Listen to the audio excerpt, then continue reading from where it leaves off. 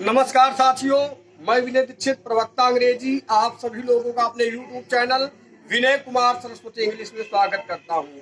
सर्वप्रथम a lot of happiness to all of you of this holy festival Holi.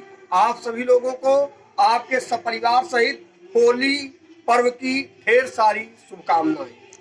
आप लोगों को जानकारी होगी ही, होली का पर्व लगभग 2-3 दिन तक मनाया जाता है। अभी आज तो होली रंगोत्सव चालू है। कल पिछले दिन यस्टरडे में होलिका दहन भी किया गया था। आप लोगों को जानकारी जरूर होगी इस पर्व के पीछे कौन सा मिथ रहा है, कौन सी पौराणिक कथा इस त्योहार पर प्रचलित है। आप लोगों को पता होगा कि प्राचीन काल में हिरण्यकश्यप और हिरण्याक्ष नाम के 2 असुर थे, जिनमें हिरण्याक्ष ने धरती माता को लेकर पाताल में पानी में डुबो दिया था। फलस्वरूप भगवान वाराह अवतार में आए और उन्होंने धरती माँ की रक्षा की और उन्होंने हिरण्याक्ष का वध कर दिया। इसके बाद हिरण्याक्ष के जो दूसरे भाई थे हिरण्यकश्यप, उनके घर में एक पुत्र का अवतरण हुआ जिसका नाम प्रहलाद था।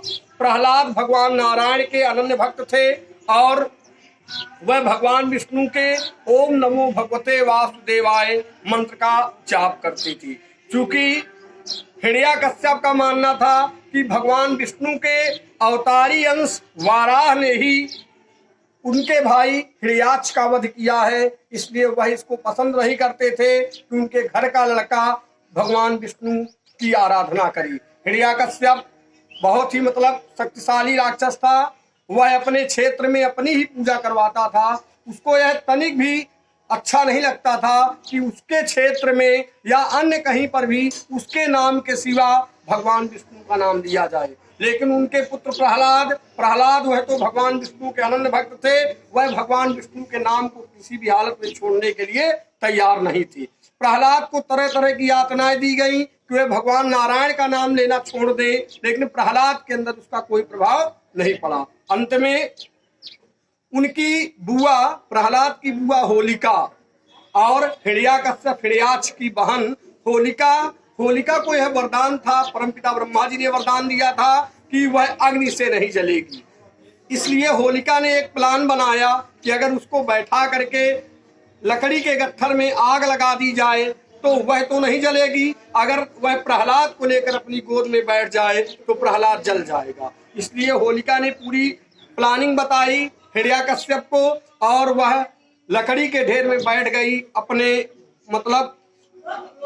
हिरण्यकश्यप के बेटे को लेकर, प्रहलाद को लेकर। अंत में अग्नि प्रज्वलित की गई, होलिका दहन हुआ और लेकिन हुआ क्या, उसमें होलिका जल गई और प्रहलाद बच गए। यह भगवान विष्णु की माया थी, क्योंकि होलिका को यह वरदान था कि कोई भी वह नहीं जलेगी, लेकिन उसने अपने वरदान का दुरुपयोग किया।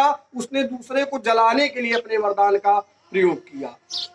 होली का पर्व बहुत ही प्रेम और उत्साह से पूरे संसार में मनाया जाता है। जहां पर भी अगर एक हिंदू भी है तो वह इस परम पवित्र त्योहार को पूर्ण आस्था और विश्वास के साथ मनाता है। साथ ही साथ आपको एक चीज और जानकारी होगी कि इस पर बसंत ऋतु का यह पर्व होता है। कृषक भी इस पर्व में बहुत शामिल होते हैं।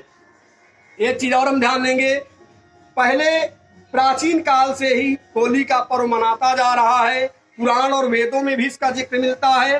होली के पर्व में अबीर गुलाल का प्रयोग हम लोग बहुत ज्यादा मात्रा में करते हैं, जो शरीर के लिए भी ठीक लेवल के होते हैं। लेकिन तत्कालिक दशा में रासायनिक रंगों का प्रयोग होता जा रहा है, जो है हमारे स्वास्थ्य के लिए हानिकारक है।